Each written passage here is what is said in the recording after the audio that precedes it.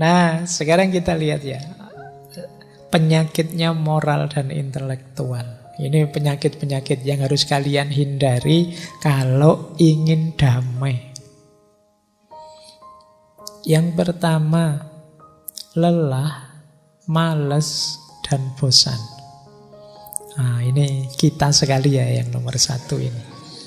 Semakin orang mau mendayagunakan akal budinya, yang itu menjadi modal utamanya filsafat, semakin mudah kita sampai pada titik damai dan perdamaian.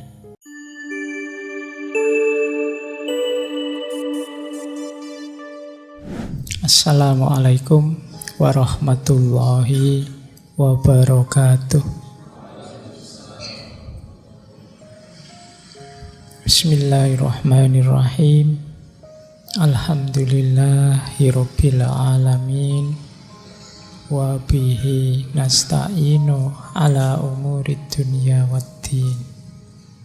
Allahumma sholli wa sallim wa barik ala habibina wa syafi'ina sayyidina wa maulana Muhammadin wa ala alihi wa ashabihi wa man tabi'ahum bi ihsanin ila yaumiddin. Amma ba'du. Bismillah. Mari kita lanjut lagi, belajar lagi, ngaji filsafat lagi. Malam hari ini kita memulai tema baru. Temanya adalah filsafat perdamaian. Oke, kita mulai saja materi malam hari ini ya. Ini filsafat perdamaian.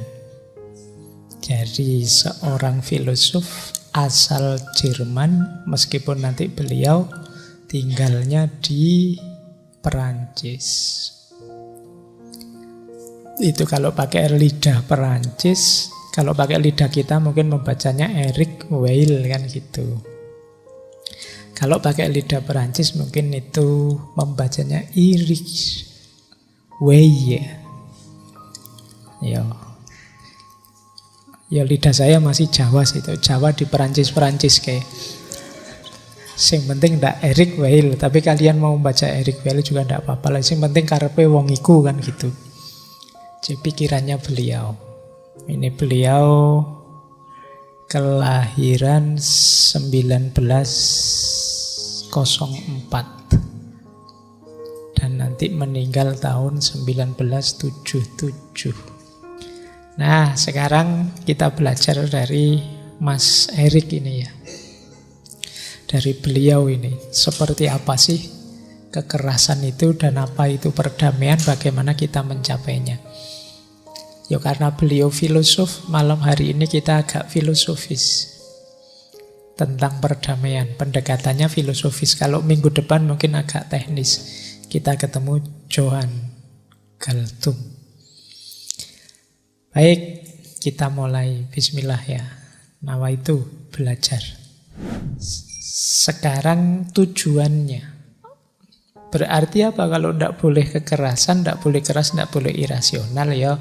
Hidup ini memang harus damai, nyaman. Ini damai tidak seperti kalau kalian ketangkep polisi terus damai saja lah Pak. Tidak itu loh ya.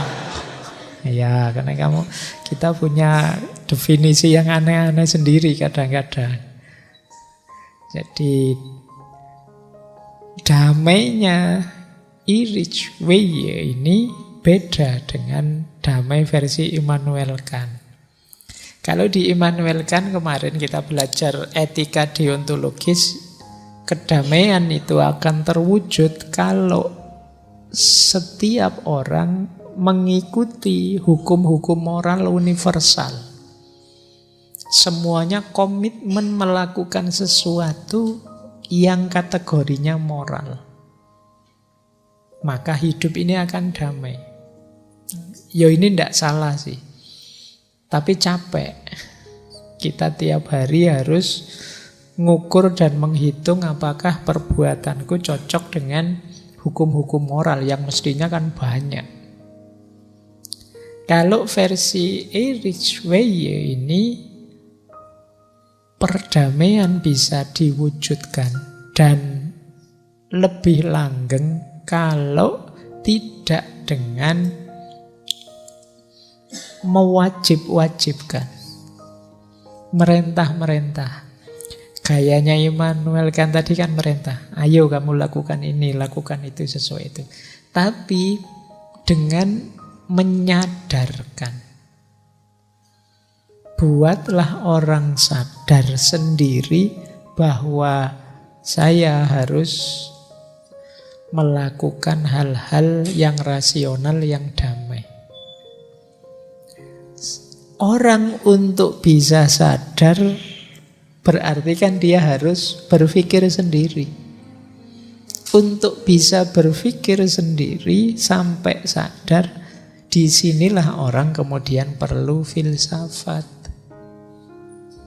Itulah mengapa kuncinya perdamaian nanti di Erich Weye ini adalah filsafat. Jadi judulnya filsafat perdamaian karena memang kunci perdamaian itu filsafat. Berarti apa? Orang berpikir mendayagunakan akal budinya secara benar. Dan kalau dia secara benar berpikirnya, pasti akan ketemu nilai-nilai kebenaran, kebaikan dalam hidup. Dengan berpikir sendiri, dia akan sadar bahwa, oh ini yang harus saya lakukan, ini yang harus saya tinggalkan. Kalau orang sadar, itu lebih panjang kepatuhannya dibandingkan orang yang terpaksa karena ada perintah-perintah. Kalau diperintah dan terpaksa itu kan ya tergantung pada yang merintah. Kalau yang perintah tidak ada, kamu merasa bebas untuk tidak melakukannya. Maka kata beliau ya tidak, lebih langgeng penyadaran, bukan perintah. Kalau diperintah saja ya melanggarnya mudah. Kalau pas yang merintah tidak ada atau polisinya pas lagi tidak kelihatan, ya kamu terus dengan santai melanggar. Kok tidak pakai helm? Tidak apa-apa Pak, lewat sini tidak ada polisinya kok. Nah, itu kan karena kemarin kamu pakai helm itu dasarnya perintah. Tapi kalau kamu sadar, oh iya ini kepala saya harus aman, kalau jatuh biar tidak fatal, itu kan kamu tidak ada yang merintah pun pakai helm. Oh iya kalau pakai helm rambutku tidak acak-acakan. Alasannya beda, tapi kan kamu sadar untuk pakai helm sendiri. Jadi berpikir sendiri itu lebih langgeng karena di situ menumbuhkan kesadaran. Berarti apa? Strategi untuk menghidupkan perdamaian harus muncul dari diri kita sendiri. Kita sadar sendiri. Caranya untuk sadar mikir. Tidak mungkin kalian bisa sadar kalau tidak mau berpikir. Kita lanjutkan lagi. Pelan-pelan pokoknya kita bahas satu-satu. Nah, sekarang jalannya apa? Tadi kan filsafat secara umum ya. Untuk bisa mewujudkan perdamaian, pertama-tama yuk kita harus hidup secara bijaksana. Ini kan tujuannya filsafat, ini kan love of wisdom, cinta kebijaksanaan. Kenapa sih kok harus hidup ini kita bijaksanai? Sering saya jelaskan ya di banyak kesempatan. Jadi bijaksana itu kan sesuatu yang tidak sekedar menggunakan standar benar salah, tapi juga di situ ada relevansi, akurasi, presisi dengan situasi yang terjadi. Yang ngaji ini misalnya biasanya sih 2 jam. Tapi siapa tahu nanti kita sangat capek, sangat ngantuk. Belum 2 jam selesai juga tidak apa-apa. Itu namanya bijaksana. Jadi lihat situasi, lihat konteks. Ya ini lagi-lagi bijaksana filsafat ya, bukan bijaksana kalian. Kalian kadang-kadang kan begitu, dapat nilai jelek, Pak mohon kebijaksanaannya lah Pak. Terus pokoknya istilah bagus-bagus itu kalau kalian yang pakai jadi kacau. Jadi bukan itu. Jadi kebijaksanaan di sini kemampuanmu mengelola dan menerapkan kebenaran secara tepat, secara pas. Nah, ada alasannya. Kenapa sih untuk bisa damai itu kita perlu bijaksana? Mbok yo sekedar ikut rumus-rumus yang pakem saja. Tidak bisa begitu. Alasannya apa? Yang pertama, kita yang mendaya gunakan akal budi ini, itu kan manusia. Kita yang berfilsafat ini kan manusia. Sementara manusia itu terbatas. Itu loh. Jadi karena dia terbatas, maka sementara hidup ini dinamis. Kita terbatas, hidup ini luas dan dinamis. Berarti apa? Ya kita harus selalu mencari titik-titik bijaksananya hidup ini. Yang kemarin cocok, bisa saja sekarang tidak cocok. Oh yang kalau kemarin ini bijaksana, tapi kalau itu sudah tidak bijaksana lagi. Jadi tidak ada pikiran yang bisa sesuai relevan untuk segala ruang dan segala waktu. Setiap gagasan, setiap ide itu punya konteks kebenarannya sendiri, punya relevansinya sendiri. Maka hidup ini idealnya adalah senantiasa berusaha menemukan titik-titik kebijaksanaan dalam hidup kita. Dan ini proses yang terus-menerus. Tidak sekali jadi. Tidak kok, wah saya cocok filosofi ini Pak, selesai berarti yang paling bijaksana ini, tidak bisa. Kenapa? Ya kalau pas konteksnya cocok dengan filosofi itu. Kalau tidak cocok ya kalian perlu senjata yang berbeda. Misalnya saya kagum sekali Pak dengan filsafatnya Albert Camus, absurdisme. Itu kan yang banyak disukai teman-teman.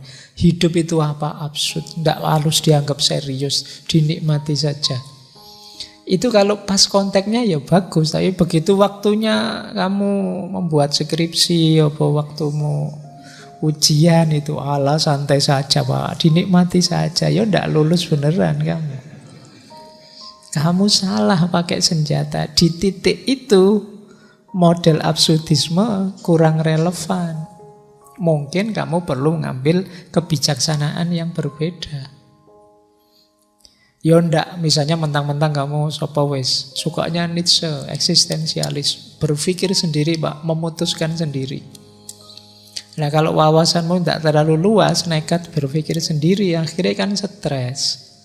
Overthinking, kalau ada masalah judek dewe, stres dewe. Kenapa? Kamu salah senjata, kamu tidak lihat konteksmu, situasimu. Nah, perdamaian nanti juga begitu, kekerasan nanti juga begitu. Jadi ya, ada momen-momen kita harus ngambil sudut yang pas untuk mengidentifikasi, oh, kalau ini sudah kekerasan ini. Oh kalau itu belum, ya itu wong yang dikerasi seneng kok misalnya kayak tadi pacaran cubit-cubitan misalnya kan, ya wong yang dicubit seneng. Pacaran sambil kejar-kejaran di pantai misalnya kamu, wah itu KDRT itu pakai cahaya, ndak begitu, wong ya seneng yang kejar-kejaran. Nah ini titik-titik kebijaksanaan yang harus kalian pahami. Yang kedua, kenapa kita terus harus menemukan kebijaksanaan? Ya karena dunia ini terus bergerak dan berubah. Sementara pergerakan dan perubahan itu tidak selalu ke arah perdamaian. Jadi banyak perubahan-perubahan yang kadang-kadang justru mengarah sebaliknya, mengarah pada kekerasan.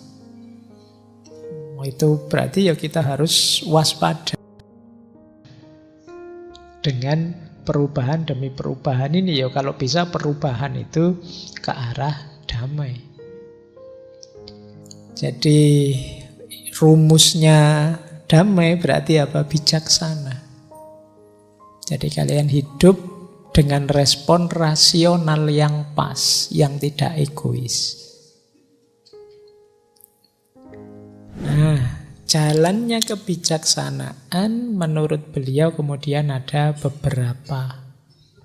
Jadi kebijaksanaan itu tidak instan, tidak mudah untuk ditemukan, perlu proses. Yang pertama apa? Untuk kita bisa jadi orang bijaksana, tentu saja kita sadar diri dan sadar potensi kita. Tahu aku ini bisaku apa? Keahlianku di mana? Siapa sih aku dan kemampuanku? Ini membuat orang bisa bijaksana.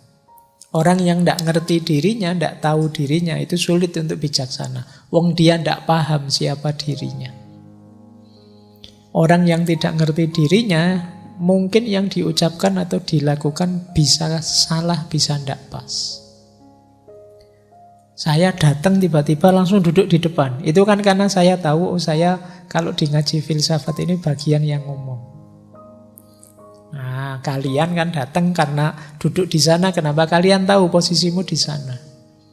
Orang yang tidak tahu tentang dirinya itu kan masuk ke sini terus bingung. Saya ada di mana pasnya?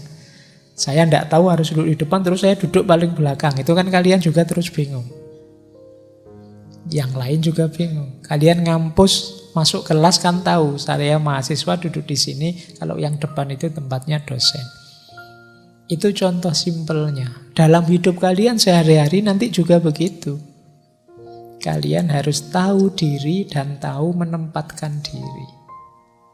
Saya harus di mana? Apa yang harus saya lakukan? Nah, kunci kebijaksanaan yang pertama. Jadi sadar diri, sadar potensi diri.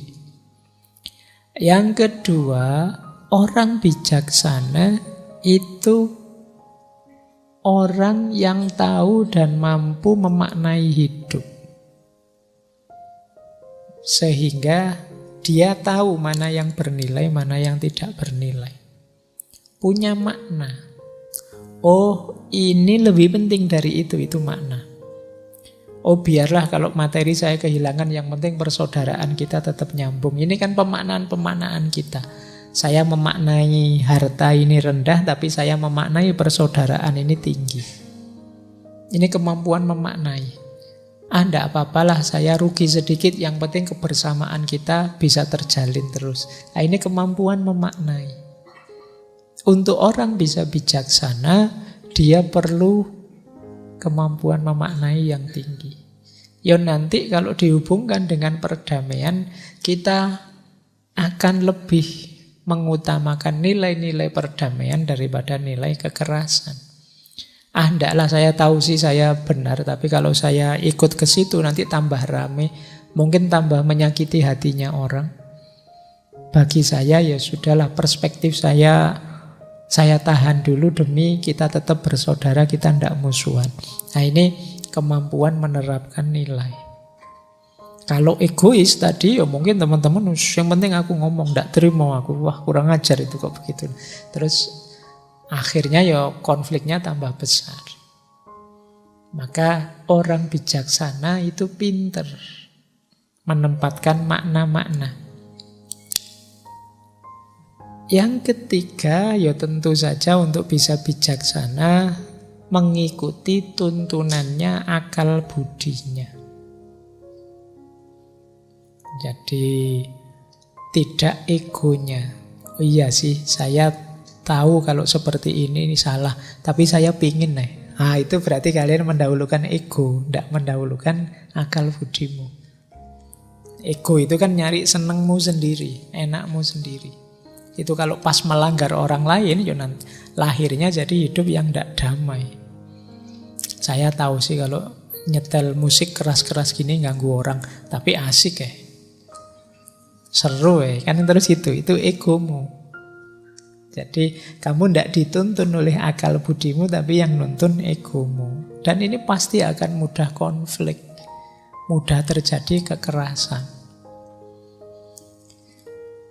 Baik, yang keempat, jalan kebijaksanaan itu kita saling menghargai, mau bekerja sama dan siap berdialog. Jadi ini 3 prinsip hidup bersama. Orang bijaksana itu tahu bahwa saya tidak boleh menang-menangan sendiri, tapi saya punya keinginan. Dia juga punya keinginan. Yuk saling terbuka. Saya hargai keinginanmu, tapi kita dialog yuk. Enaknya bagaimana? Saya tidak tahan kalau ada suara-suara keras, sementara kamu sukanya musik-musik yang keras. Enaknya gimana ini kita berdua? Selera kita beda. Saya hargai sih hobimu, tapi kan ya kamu juga harus menghargai saya. Ini namanya kesediaan untuk berdialog. Yo akhirnya mungkin kamu yang suka musik-musik keras pakai headset lah atau earphone lah atau pakai apalah. Kalau sudah pakai headset itu mbok kamu sekeras apapun sakar wis volume 200 300 ora apa-apa. Sampai telingamu buntu wis ora apa-apa, dengerin sendiri. Nah, ini namanya kesediaan dialog. Oke.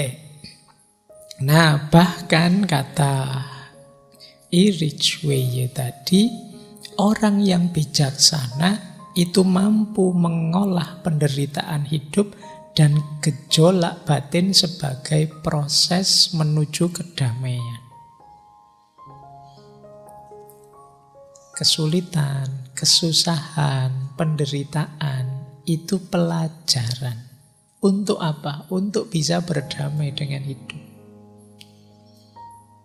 Jadi jalannya kedamaian itu antara lain kemampuan kita mengambil pelajaran, mengambil hikmah dari kesulitan dan penderitaan yang kita alami. Jadi ini termasuk orang bijaksana. Jadi respon bijaksana terhadap kesulitan hidup itu pelajaran.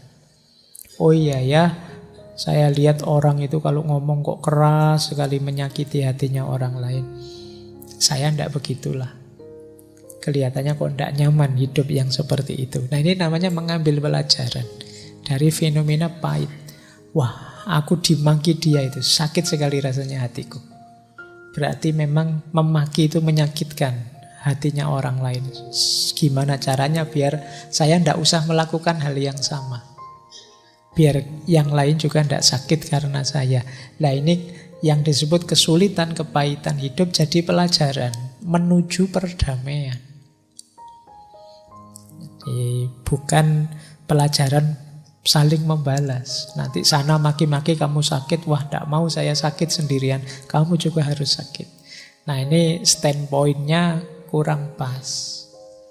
Ya standpointnya ayo bareng-bareng menghidupkan mode bijaksana yang itu sama-sama mengarah pada kedamaian. Nah, ini lanjutannya. Cuma kebijaksanaan itu adalah sesuatu yang tidak pernah tuntas. Tidak ada kebijaksanaan itu yang final. Ini melanjutkan uraian tadi ya. Jadi semua kebijaksanaan itu ya sifatnya tergantung.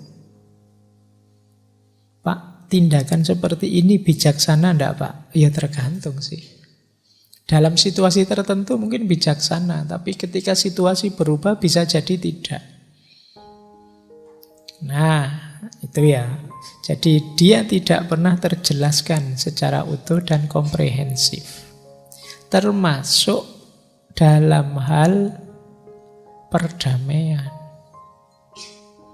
Hari ini yang jelas kita belum damai. Buktinya apa? Kita masih membahas tentang perdamaian untuk mewujudkan perdamaian. Masih banyak diskusi-diskusi yang ayo toleran dong, ayo rukun dong. Kita kan Bhinneka Tunggal Ika, mbok jangan gitu meskipun beda partai, mbok jangan. Itu kan masih banyak seruan-seruan. itu berarti indikasi kita belum damai. Mungkin kita punya konsep kebijaksanaan tertentu, tapi berarti masih belum relevan. Buktinya apa? Kita masih belum damai.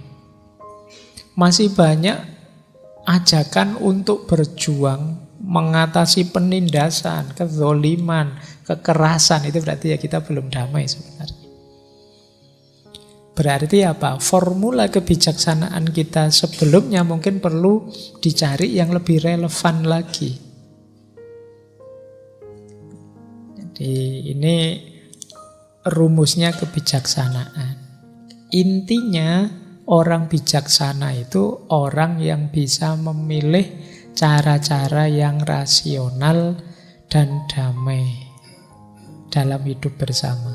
Jadi menemukan titik ini loh, pilihan perilaku, sikap, pikiran yang melahirkan perdamaian. Orang yang bisa menemukan ini, inilah dia orang bijaksana.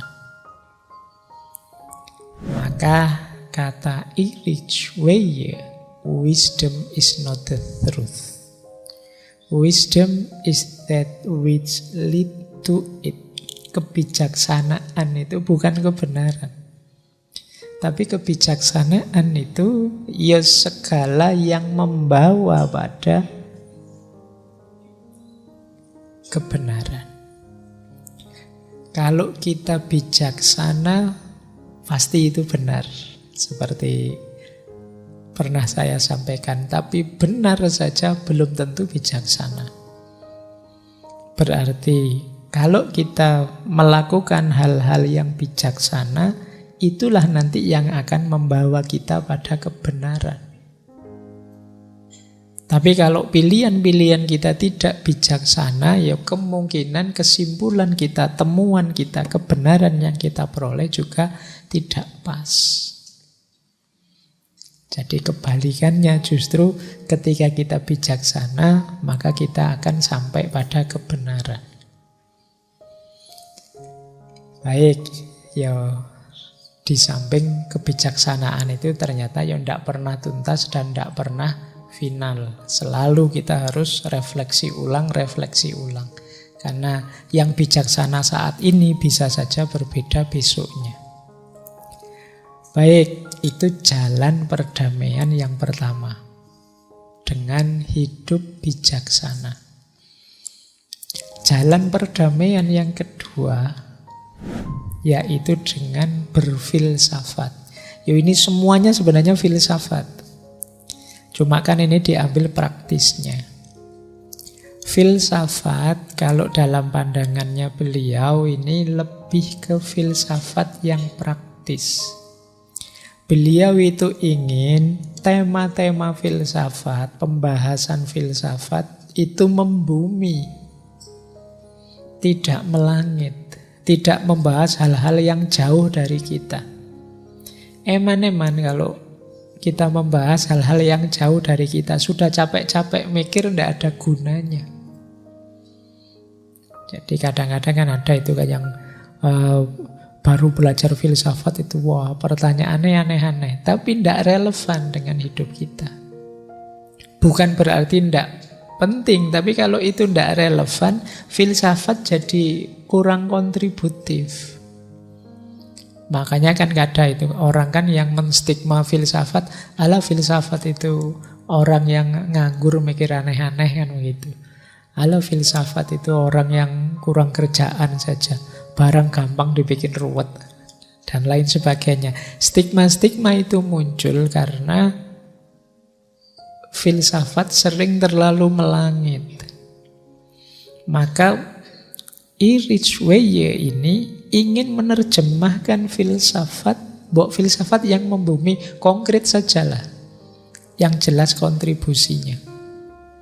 Antara lain untuk perdamaian ini.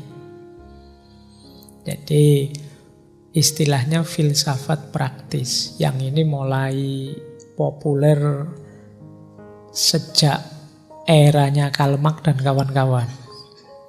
Jadi ketika orang mulai concern Filsafat itu tidak sekedar berpikir tentang dunia, tapi juga berhubungan dengan caranya mengubah dunia. Kalau sekedar berpikir tentang dunia saja, apa gunanya? Cuma ngebak-ngebaki perpustakaan. Tapi gimana caranya setiap pemikiran lahir, hidup ini jadi lebih baik. Jadi filsafat yang kontributif. Nah, filsafat yang kontributif, yang praktis itu seperti apa? Antara lain ini kalimat beliau. Interaksi seseorang yang memiliki kompetensi filosofis secara memadai untuk membantu orang lain mengelola hidupnya, memperbarui atau membuka horizon pandangan hidupnya, serta mengerti dan menjawab masalah-masalah konkret yang dihadapi. Jadi inilah filsafat yang praktis. Tidak hanya hafalan teori yang tidak relevan dengan hidup kita, tapi pikiran-pikiran yang lahir dari kita ada manfaatnya. Jadi manfaat positif ya, bukan malah ngaco. Kan kadang-kadang ada orang itu pinter, tapi setiap kali dia mengungkapkan gagasannya timbul masalah, timbul problem baru. Nah, kalau di beliau ini ya filsafat harusnya jadi problem solver. Jadi dia punya solusi untuk masalah. Tidak sekedar mengkritisi masalah. Dikritisi tentu saja kan. Bagaimana bisa sampai pada solusi kalau kita tidak kritis. Tapi tidak berhenti sekedar mengkritisi, tapi juga menawarkan solusi secara produktif, kontributif. Jadi untuk perdamaian kita perlu cara berpikir filsafat tapi yang lebih bercorak praktis. Tidak ada gunanya filsafat tinggi-tinggi tentang perdamaian kalau tidak relevan atau tidak praktis. Oke. Nah, ini loh alasan beliau kenapa sih filsafat harus jadi jalan perdamaian yang secara praktis. Yang pertama apa? Karena filsafat punya manfaat besar, yaitu mendorong orang terbuka, kritis, dialogis. Ini yang dibutuhkan. Jadi filsafat itu kan menawarkan cara berpikir yang luas, terbuka, tidak milih-milih bahan, tidak milih-milih perspektif. Dia modelnya radikal. Radikal itu mendalam, sedalam mungkin. Bahan ini, bahan itu, ayo saja diolah secara kritis, secara mendalam. Itu filsafat. Tadi kan idealnya orang itu untuk bisa hidup damai, dasarnya harus hidup rasional. Untuk bisa hidup rasional, ya dia harus terbuka, harus kritis, dan harus mau berdialektika dengan lingkungan sekelilingnya.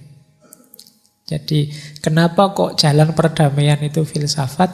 Mentalitinya filosof yang itu terbuka, kritis, dan dialog, inilah yang nanti memudahkan membentuk pandangan damai. Lawannya apa? Terbuka itu tertutup.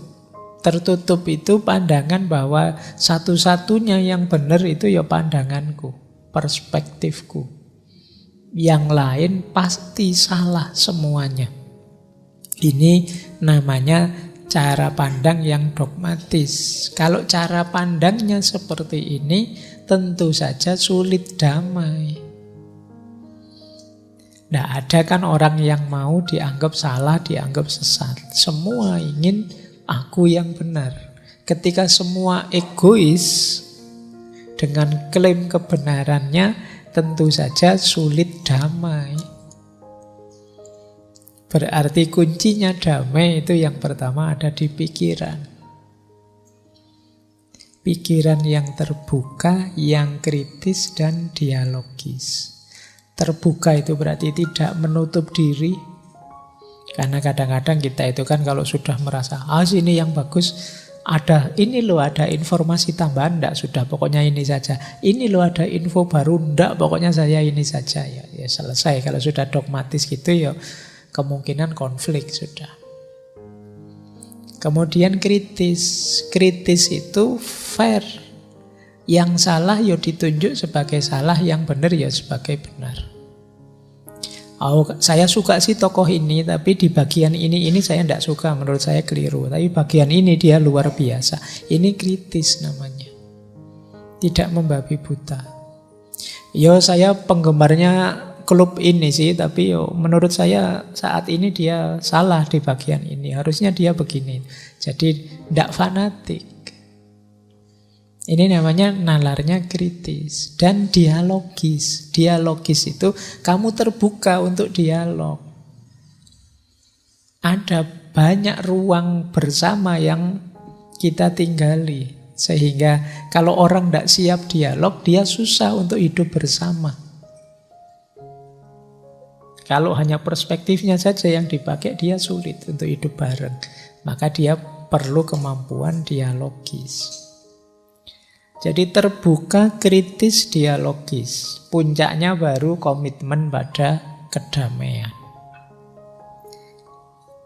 Kebersamaan. Inilah nanti kenapa kemudian kata Erich Weyer, filsafat memang yang bisa membawa jalan damai. Itulah mengapa beberapa filosof klasik kan ngotot bahwa yang bisa jadi presiden harus filosof. King of philosopher. Philosopher king. Dulu pernah kita bahas ini ya. Jadi kenapa yang pikirannya terbuka, kritis dan dialogis. Baik, kita lanjutkan. Nah, beliau ini sangat mengidealkan Sokrates. Jadi idolanya memang Sokrates. Sokrates itu kan ya, cirinya persis seperti yang dijelaskan tentang filosof ideal. Diawali dari berpikir kritis, kemudian dari situ membangun dialog kerjasama. Dialog saja kan kita kenal memang metodenya Sokrates. Orang tidak menang-menangan mengklaim bahwa yang benar ini. Sokrates itu kan ketika dialog dia sudah tahu kok yang benar yang mana. Tapi kan dia tidak mau menghakimi. Ngajak dialog orang. Sampai orangnya sendiri menyimpulkan, oh iya ya ternyata yang benar memang ini. Ini kelihatannya sederhana tapi resikonya ya besar. Sokrates sampai kemudian dihukum mati, dieksekusi. Gara-gara itu, karena dianggap merusak cara berpikirnya anak muda saat itu.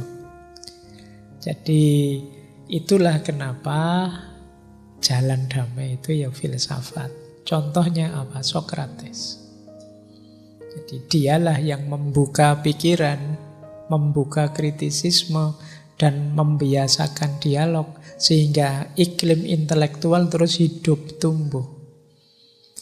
Sehingga solusi-solusi untuk hidup lebih damai, tidak sekedar dari perang ke perang terus muncul. Oke, saya tidak perlu menguraikan banyak tentang Sokrates. Kita pernah 1 bulan penuh Sokrates. Nanti kapan-kapan 1 bulan penuh Plato dan 1 bulan penuh Aristoteles. Jadi dari murid-muridnya. Oke, kita lanjutkan. Nah, apa yang harus dilakukan filsafat untuk menemukan kedamaian?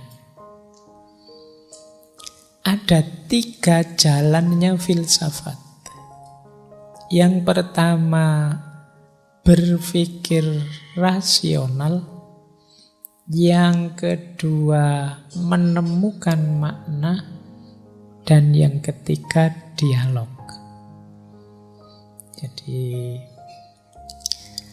yang pertama rasional. Kalau ini kan jelas berpikir. Ini urean-ureannya sama dengan ketika kita pengantar filsafat itu ya. Bagaimana filsafat itu orang menyusun argumen, orang merancang konsep-konsep, orang mengkritisi, orang menganalisis. Ini namanya berpikir rasional. Pastikan dulu kalian sanggup ini. Bukan berpikir dogmatis, bukan berpikir fanatik. Kalau yang awal ini tidak mampu, sulit nanti kita damai. Jadi, tapi saya kan beragama Pak, dasarnya harus agama.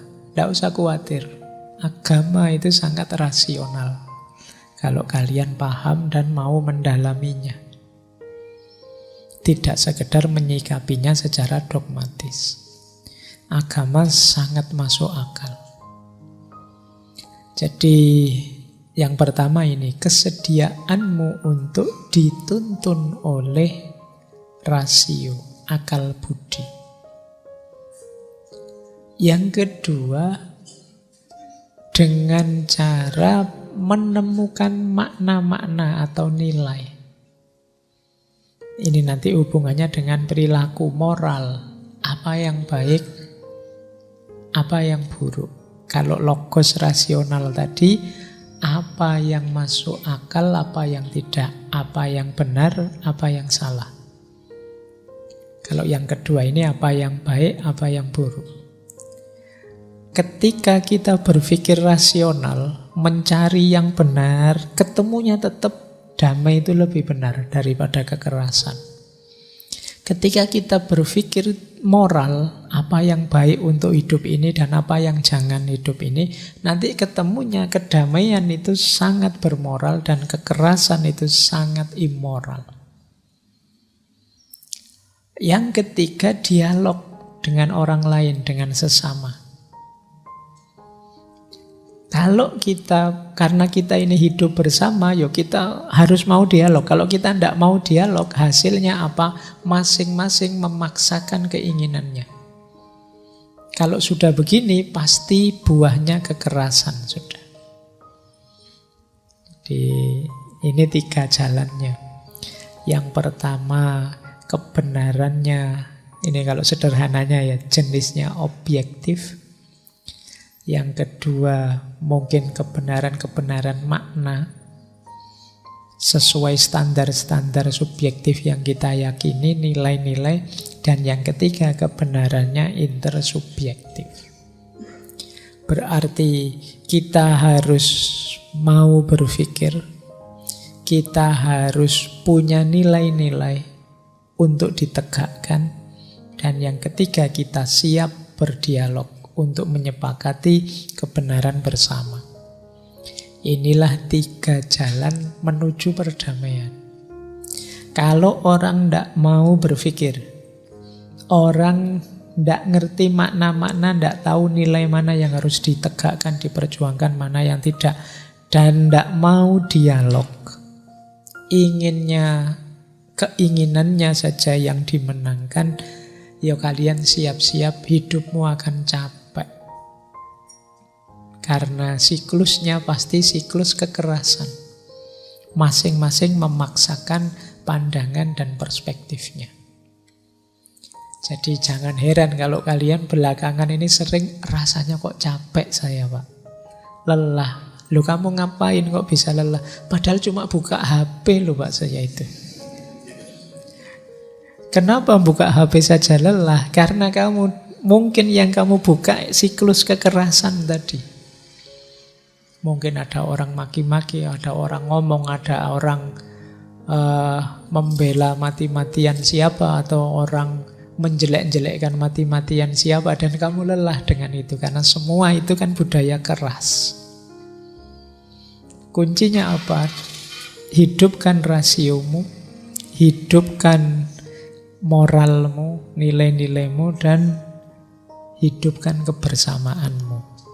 Inilah 3 jalan dari filsafat untuk menemukan kedamaian.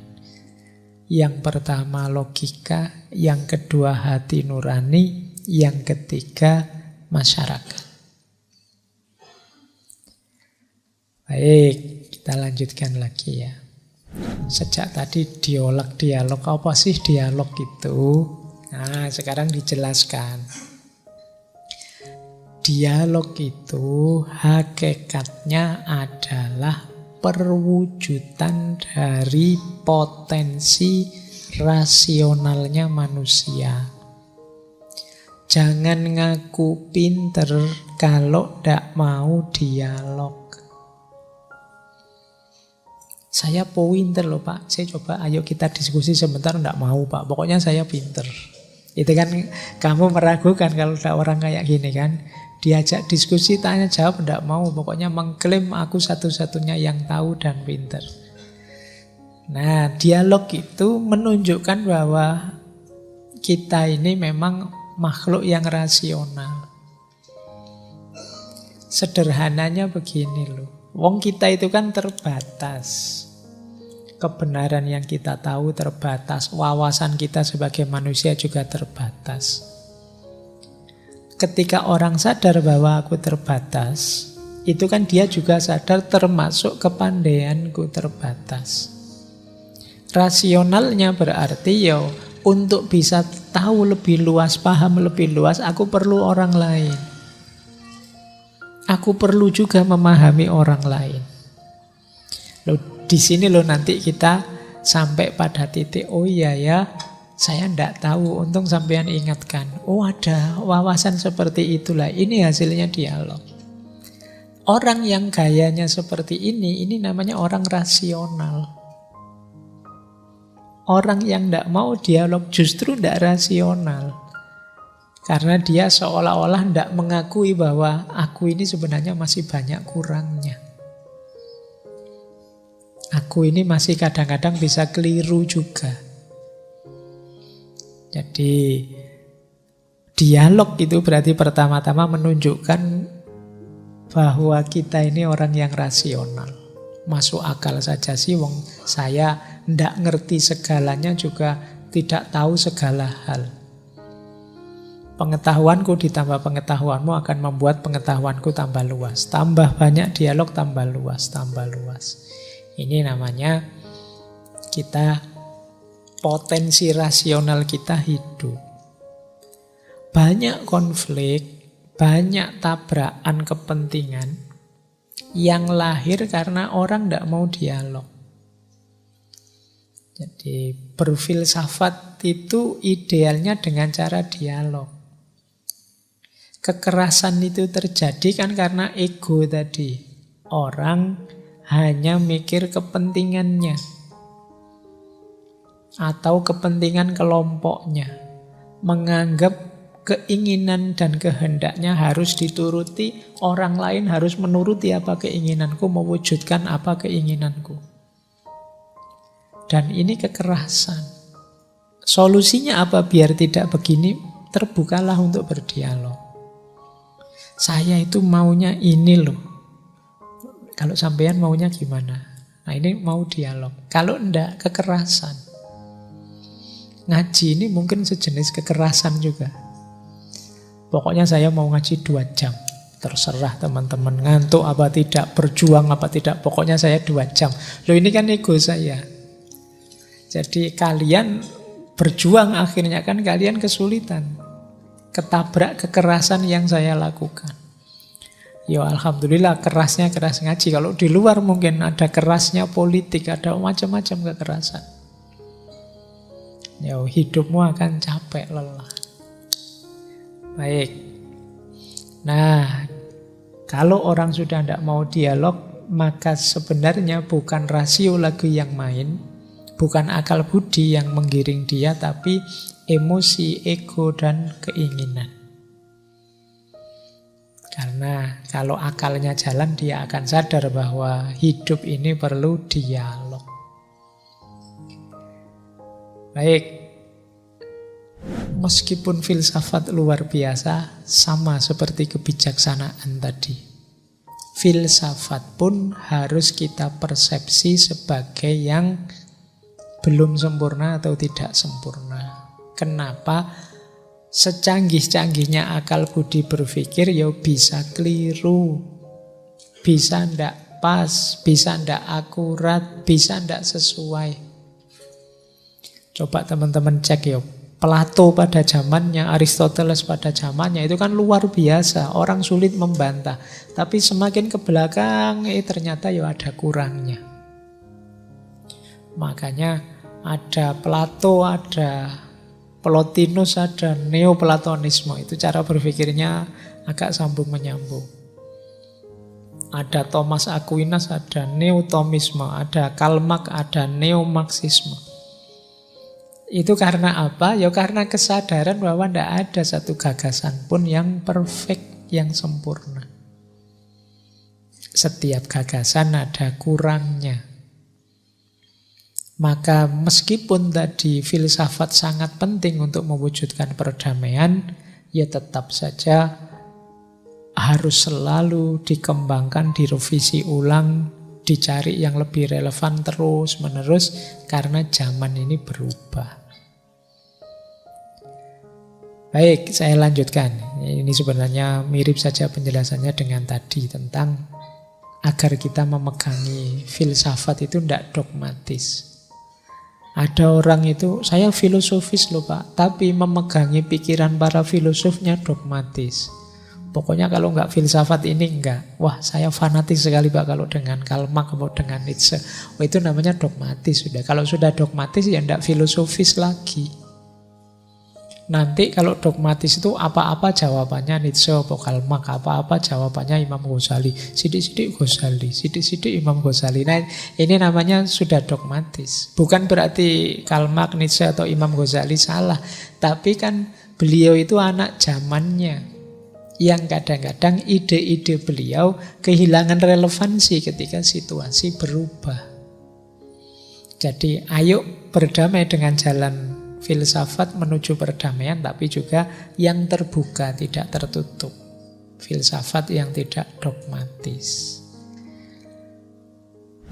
Nah, ini ada menarik beberapa uraian tentang cirinya filosof yang baik dan tidak baik.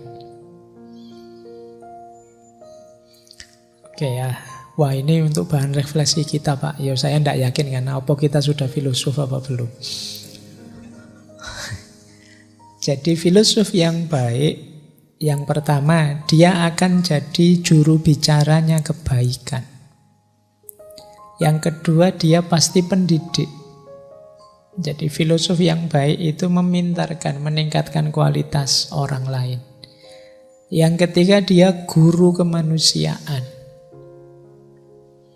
Yang keempat dia membawa orientasi hidup damai. Dan yang terakhir dia adalah pembaharu dalam hidup bersama. Selalu melahirkan ide gagasan baru untuk membuat masyarakat jadi lebih baik, lebih baik. Ini filosof ideal. Menyuarakan kebaikan, mendidik, mencerdaskan, mengajarkan kemanusiaan, mengorientasikan hidup ke arah kedamaian, dan senantiasa memperbaharui ke arah yang lebih baik. Ini filosof. Meskipun kata Erich Weyer, sebutan filosof itu ya kadang-kadang dipakai secara negatif.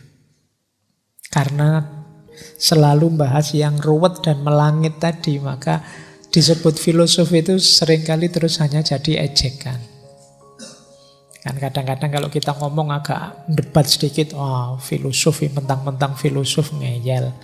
Mentang-mentang kan kita sering begitu. Jadi akhirnya kadang-kadang istilah ini jadi ejekan. Padahal harusnya tidak begitu. Kalau kita sungguh-sungguh dengan ciri ini, ya martabatnya filsafat itu akan bisa naik.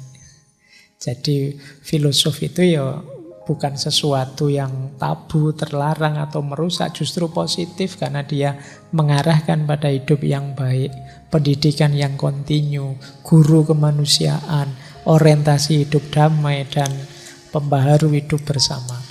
Nah ini, kalau karakternya seperti ini kan luar biasa. Kalau kalian merasa filosof dan sudah seperti ini, alhamdulillah. Ya kalau masih dituduh filsafat itu haram, nanti kalian daftar saja ke sertifikasi halal. Biar dapat stempel halal gitu ya. Ya nanti ngaji filsafat kita sertifikasi halal ya. Biar enggak ruwet. Baik, ini tambahan saja. Maka filosofi ideal itu humanis, edukatif, dan solider.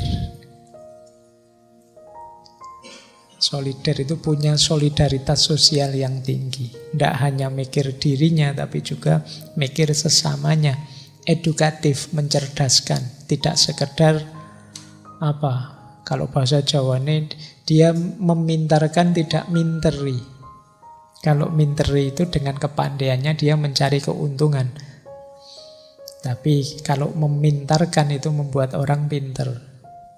Dan humanis. Humanis itu menegakkan nilai-nilai kemanusiaan. Oke. Yang ketiga, tadi baru 2 loh jalannya.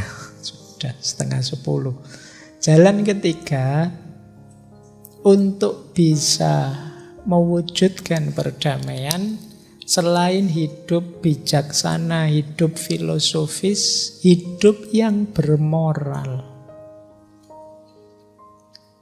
Jadi hidup bermoral itu kita hidup dengan mempertimbangkan martabat kemanusiaan.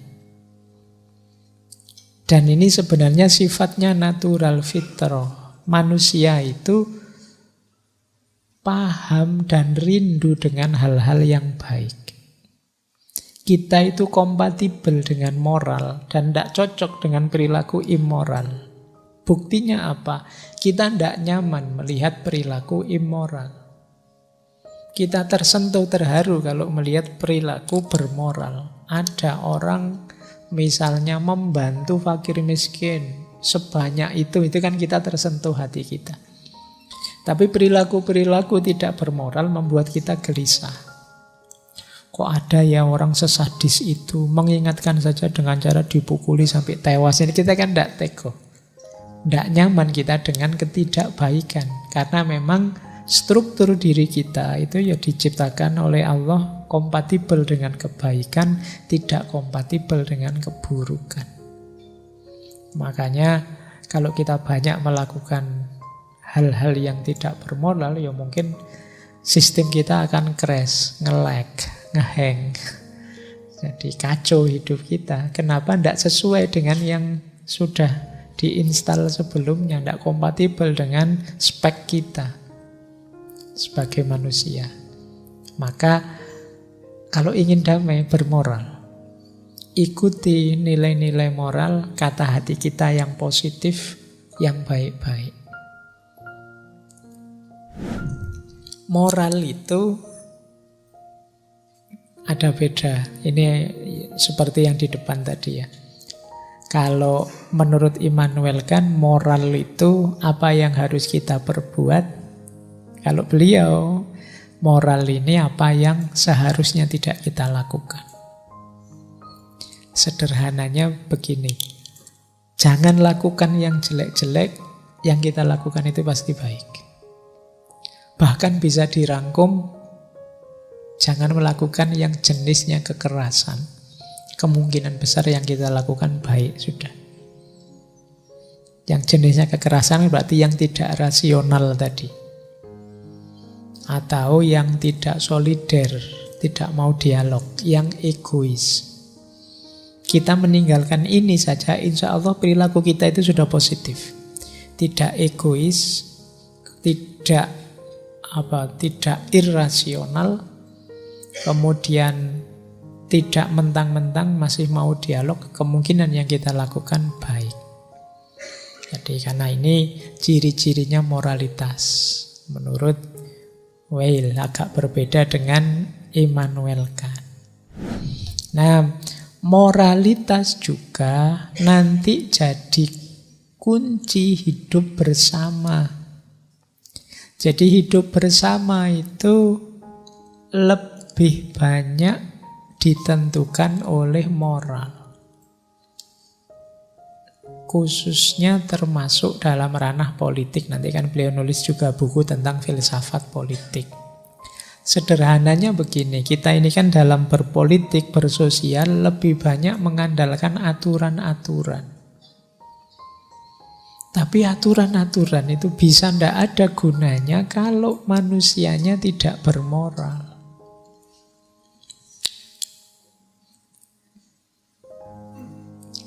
Jadi meskipun undang-undangnya, meskipun aturannya, KUHP, KUHAP-nya luar biasa, tapi kalau manusianya tidak bermoral ya sulit kita hidup dengan baik. Wong aturan kan gampang disiasatinya. Wong manusia itu kan iso wae wis menyiasati apa kan bisa saja. Dilarang ini itu ya masih bisa menghindar, masih bisa ngatur. Jadi kuncinya tidak di aturan. Justru semakin banyak aturan semakin menunjukkan bahwa kita itu tidak mandiri, berpikir sendiri, menemukan yang baik sendiri untuk hidup kita. Level moralnya mungkin masih level moral anak-anak yang harus diperintah dan dilarang. Harusnya kalau sudah dewasa itu kualitas diri kita meningkat. Tidak perlu banyak diatur, saya sudah baik kok. Tidak perlu diancam-ancam ini itu, tidak mungkin kok saya merugikan orang lain. Jadi ini orang yang mandiri secara moral. Sebaliknya, sebagus apapun aturan, kalau orangnya meleset, orangnya rusak, ya tidak akan efektif aturan itu, atau aturan itu dijadikan jalan untuk rusak-rusakan. Berarti untuk bisa hidup damai kuncinya orangnya yang bermoral. Kalau kita tidak bisa menegakkan nilai moral, menghidupkan nilai moral ya sulit. Kita untuk menghidupkan perdamaian, meskipun kita atur-atur nanti setelah ini begini ya, kalau sedang begini harusnya begini, sampai detail gitu seorang bisa mensiasati. Kayak mahasiswa itu kan kalau disuruh pokoknya absen maksimal 75, kurang dari 75 tidak bisa ikut ujian. Nah itu kan mereka cara mikirnya ya kalau begitu kita bisa bolos 25% ya Pak. Jadi dia melihat sisi enaknya dari yang menyenangkan dia sesuai egonya dari aturan. Nanti mungkin disiasati, Pak itu izin boleh enggak Pak? Pak itu sakit boleh enggak Pak? Nah, terus akhirnya tiap hari bikin surat izin. Kan aturannya boleh Pak. Padahal itu absen dibuat biar kamu serius belajar. Tapi pada akhirnya kan kalian menyiasati itu. Misalnya ini pokoknya aturannya harus diikuti sesuai yang tertulis ya. Kecuali semester 14. Kalau semester 14 mungkin agak ringan aturannya karena kamu mau ke DO itu. Akhirnya kan terus kalian, kalau gitu santai saja, nanti aja semester 14 lebih santai aturannya. Kamu jadi begitu. Jadi kuncinya di orangnya. Ya sama lah kemarin waktu di pendidikan itu kan kita menggelisahi, wah ini sering kali ya aturan ganti-ganti, kurikulum ganti-ganti. Ya kalau orangnya tidak punya kesadaran, tidak punya kualitas moral yang tinggi, ya diganti kurikulum berapapun, aturan berapapun, ya pokoknya begitu saja cara ngajarnya. Nah, kuncinya tetap ada di orangnya. Jadi orang yang hidup bijaksana, hidup filosofis, dan hidup bermoral. Ini akan jadi kunci suksesnya perdamaian. Termasuk di ranah politik. Kata Iris Weyer, politik merupakan salah satu aspek moral. Esensi moral adalah kehidupan politik. Karena moral berhubungan erat dengan kehidupan masyarakat. Nah, jadi semoga tidak ada di kita politik yang tidak bermoral. Semoga, kalau semoga itu kan doa. Siapa tahu dikabulkan oleh Allah. Amin. Amin, mantap. Baik, kita lanjutkan. Nah, sekarang kita lihat ya. Penyakitnya moral dan intelektual. Ini penyakit-penyakit yang harus kalian hindari kalau ingin damai. Yang pertama, lelah, malas, dan bosan. Nah, ini kita sekali ya yang nomor satu ini.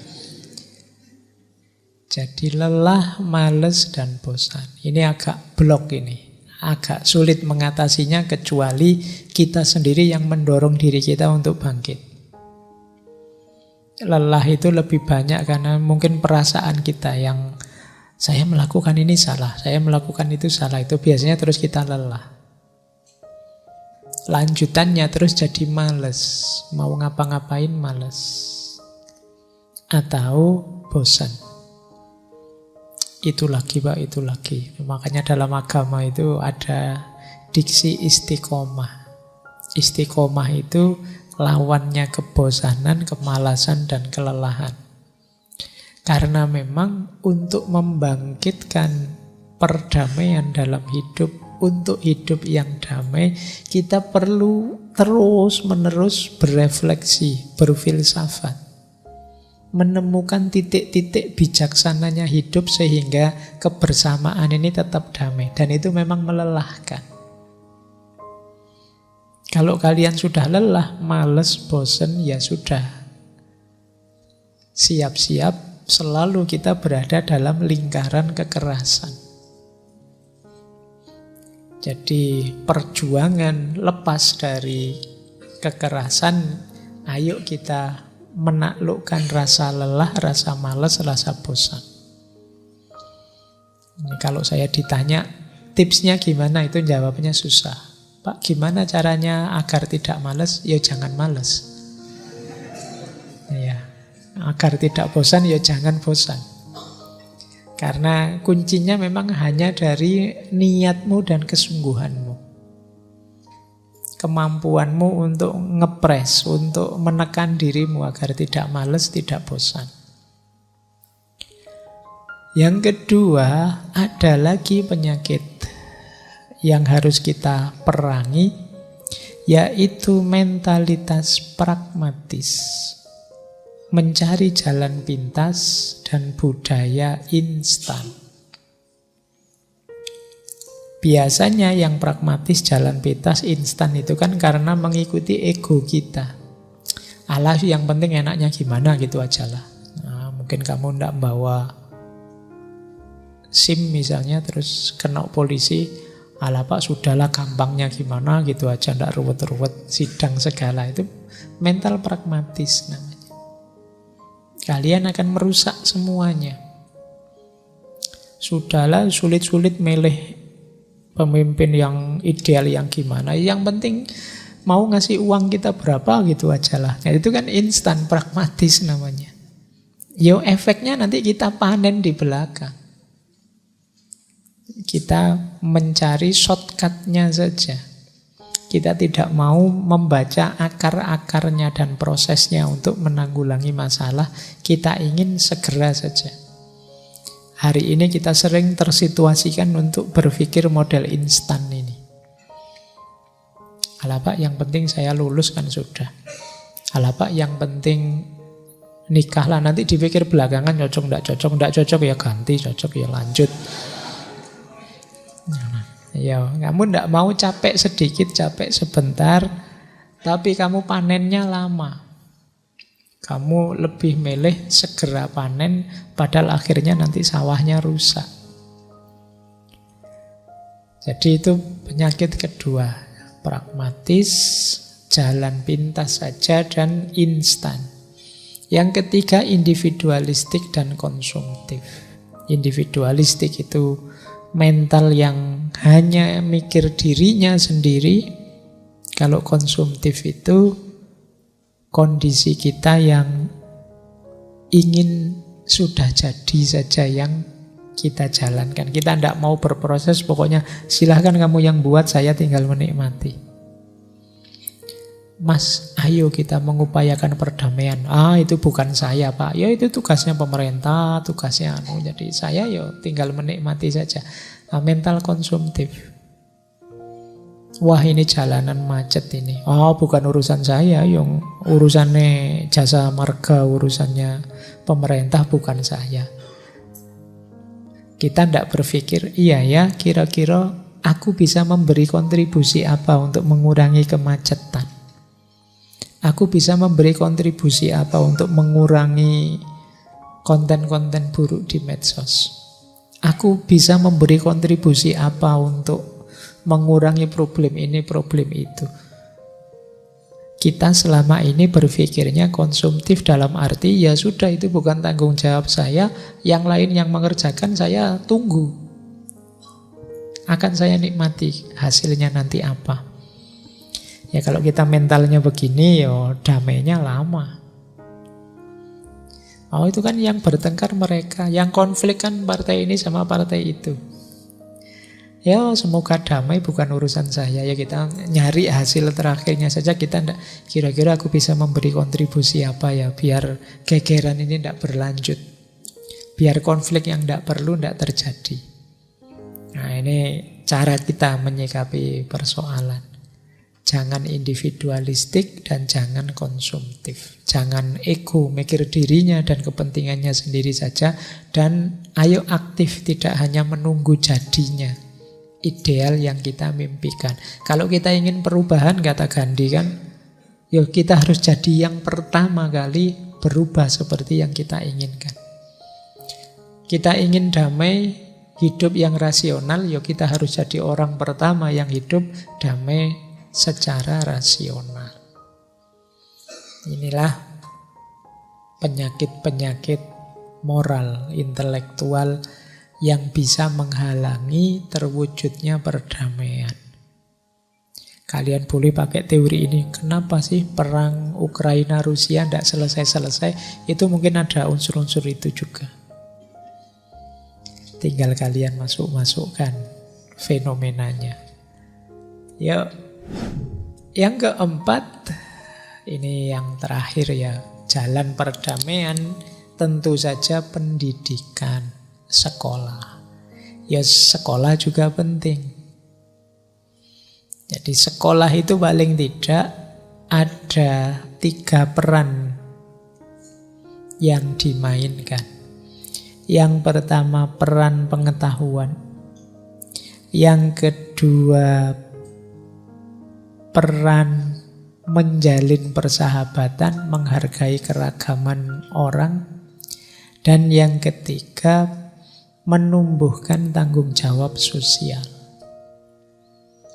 Jadi sekolah penting sih, paling tidak kita belajar bersosialisasi, bersahabat, menghargai perbedaan. Jadi ada 3 fungsi. 3-tiganya harus jalan. Kalau hanya jalan salah satu, perlu diperbaiki lagi pendidikan untuk perdamaiannya. Jadi nambah pengetahuan menumbuhkan jiwa kemanusiaan, penghargaan pada keragaman. Dan yang ketiga, tanggung jawab sosial. Kalau kurang di salah satu, berarti fungsi pendidikannya kurang utuh. Jadi ini jalan perdamaian yang keempat. Jadi yang pertama tadi hidup bijaksana, yang kedua hidup filosofis, berfilsafat, yang ketiga hidup yang bermoral, dan yang keempat pendidikan. 4 hal ini kalau kita sungguh-sungguh menghidupkannya, insya Allah kita ada di wilayah damai.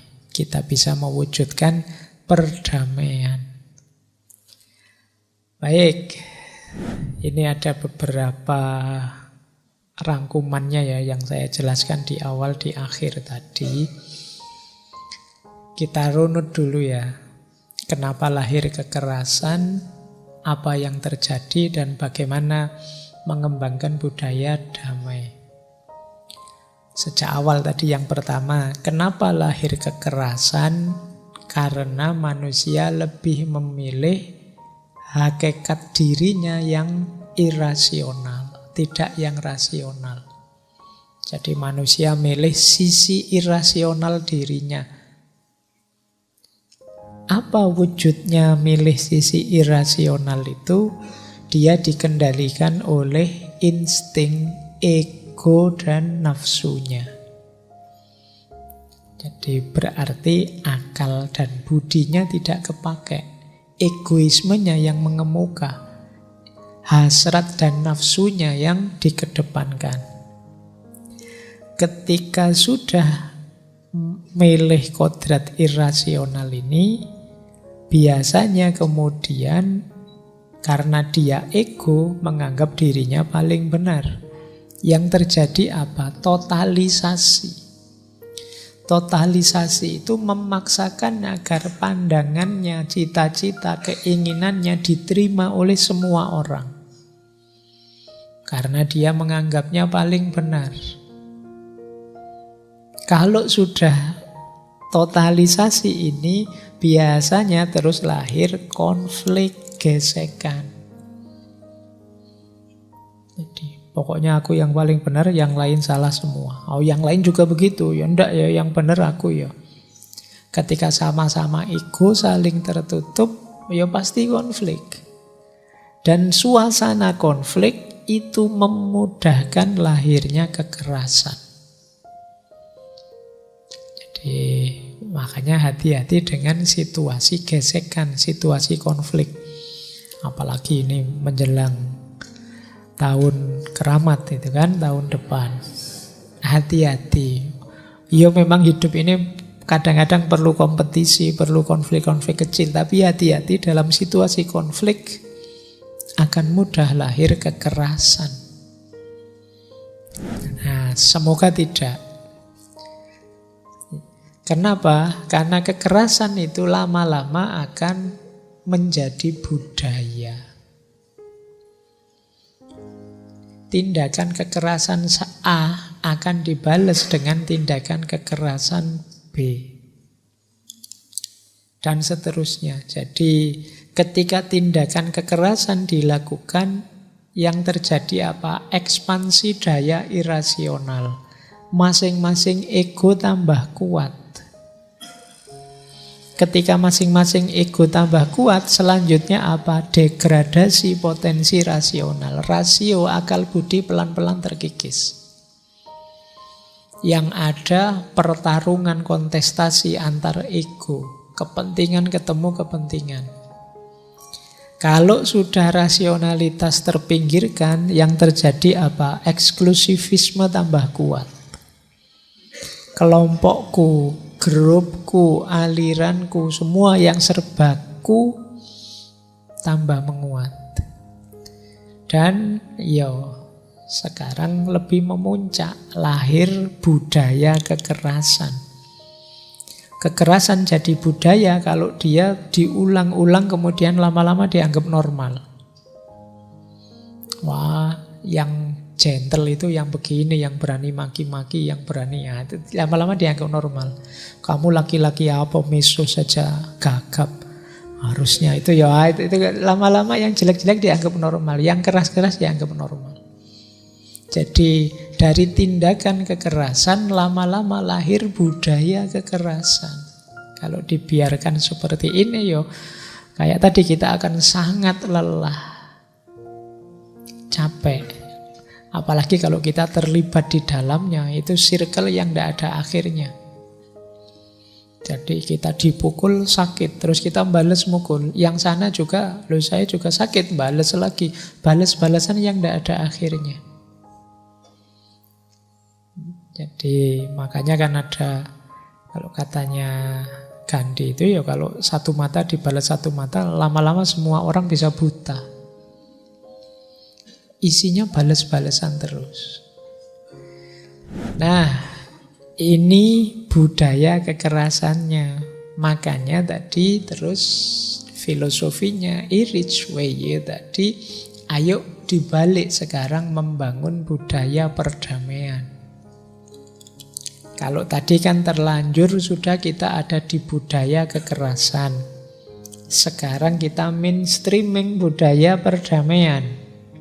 Jalurnya apa? Tadi sudah dijelaskan, jalurnya adalah filsafat.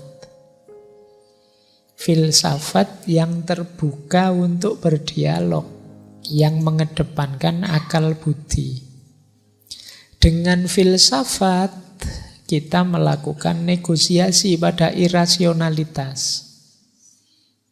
Jadi kita mulai mempertanyakan, apa aku harus begini sih? Apa meyakini kebenaranku harus meniscayakan, menafikan hadirnya yang lain atau menyakiti orang lain? Ini mulai ada negosiasi-negosiasi. Sampai kemudian kita sadar bahwa harusnya akal budi aku pakai. Pilihan kemudian pada rasionalitas. Kalau sudah sampai pada titik rasionalitas, ini kita lebih ringan. Mulai akal budi mengambil kendali. Kalau sudah akal budi kita jadikan senjata, kita pasti akan mengkritik kekerasan. Apapun jenisnya. Dan insya Allah kita akan sampai pada titik anti kekerasan. Kalau sudah ini jadi sudut pandang anti kekerasan itu, pelan-pelan akan lahir budaya damai. Perdamaian bisa diwujudkan. Jadi keywordnya ada pada filsafat, akal budi, dan dialog. Dari situlah kita bisa membangun perdamaian. Semakin orang mau mendayagunakan akal budinya, yang itu menjadi modal utamanya filsafat, semakin mudah kita sampai pada titik damai dan perdamaian. Jadi ini rumus-rumus utama dari gagasannya Erich Weye tentang perdamaian. Bangun budaya damai, menghancurkan budaya kekerasan, menghindari lahirnya kekerasan. Ini inti-inti tema kita malam hari ini.